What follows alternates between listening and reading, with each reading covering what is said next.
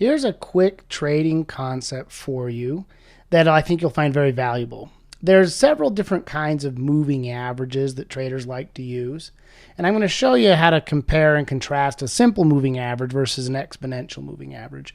So I'm going to start out by adding a simple moving average, and I'll leave the default setting here, just a 9-period moving average. That's relatively fast. And then I'm going to also add an exponential moving average here. And we'll keep that at the 9-period moving average. Now, just to make sure we can tell the difference between the two, I've got one of them set up as blue.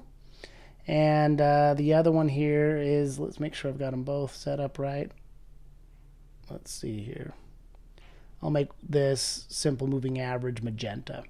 Okay, so now we'll have two different colored moving averages.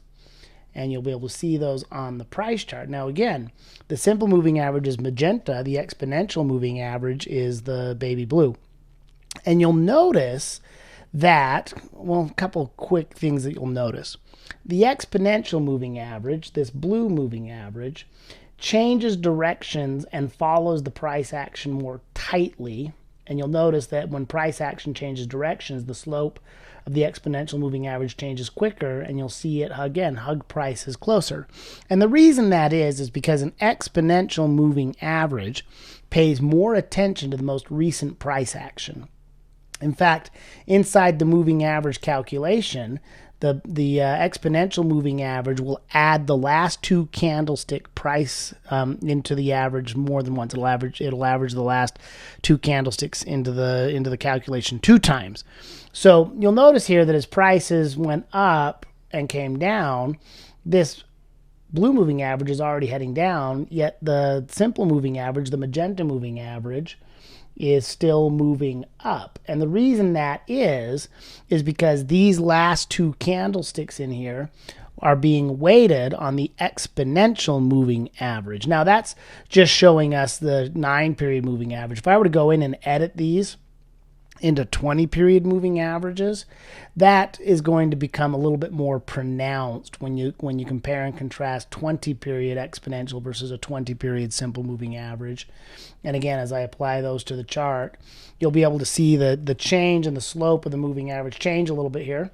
So again, you can see that the blue, the exponential moving average, hugs price tighter, follows price quicker, changes the slope more readily.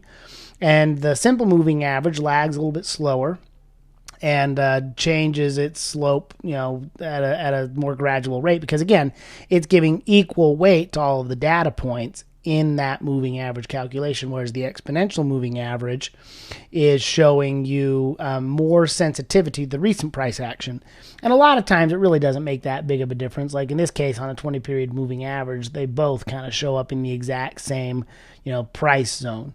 For the shorter term moving averages, a lot of traders prefer using the exponential moving average because it does give them a more responsive instrument to changes in price. So again, I'll drop that back down to a 9. I'll switch them both back to a 9-period moving average again, so that we can see that the exponential moving average is more responsive to changes in price. And you'll see it hug price action. And when you see, violations of the moving average and whatnot, sometimes they, again, it doesn't make that big of a difference. But other times, when you're looking for that confirmation, these subtle little shifts in price action right there can make a big difference for traders. You now understand the difference between an exponential and a simple moving average.